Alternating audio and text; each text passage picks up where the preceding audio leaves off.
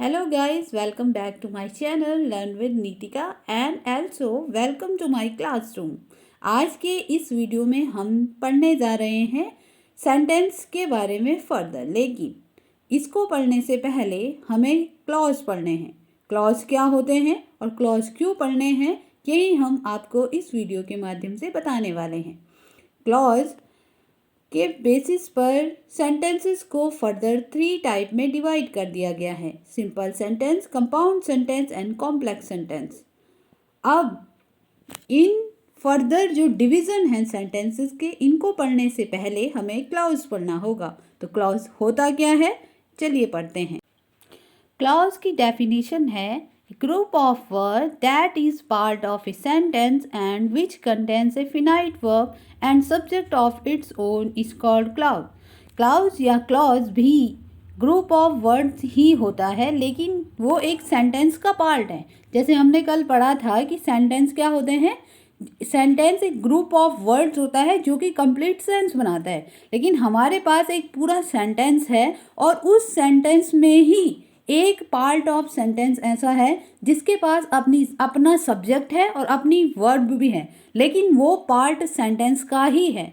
उसी एक proper part को जो group of word that is a proper part of sentence, sentence से अलग नहीं है, सेंटेंस का ही पार्ट है, लेकिन उसके पास अपनी वर्ब भी है और अपना सब्जेक्ट भी है, उसे हम क्लॉज कहते हैं। हम कुछ एग्जाम्पल के थ्रू इन्हें समझते हैं, आप बेटर समझ पाओगे। आइए देखते हैं कुछ एग्जाम्पल्स।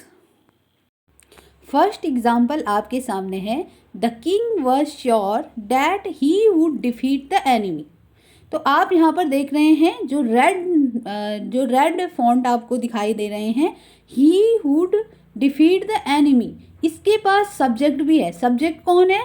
ही इस लाइन में सब्जेक्ट है। आप सिर्फ केवल ग्रुप ऑफ वर्ड्स की ध्यान दीजिए जो रेड कलर में हैं।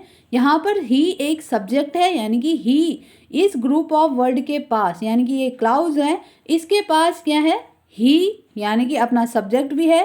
Would defeat the enemy, defeat एक वर्ब है, ठीक है, तो इसके पास अपनी वर्ब भी है और अपना सब्जेक्ट भी है, लेकिन ये सेंटेंस का ही पार्ट है, यानी कि ये पूरा एक सेंटेंस है। The king was sure that he would defeat the enemy, लेकिन एक पर्टिकुलर जो पार्ट है सेंटेंस का, उसके पास अपना सब्जेक्ट भी है और अपना वर्ब भी है, तो इसीलिए हम इसको क्लॉज कहते हैं।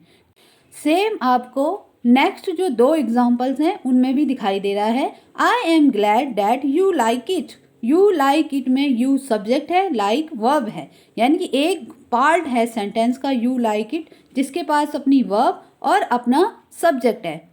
अब यहाँ पर एक एक्सरसाइज दी गई है, you have to underline clause here, इनमें से आपको क्लॉज छांटने हैं। आई होप आपको समझ आया होगा।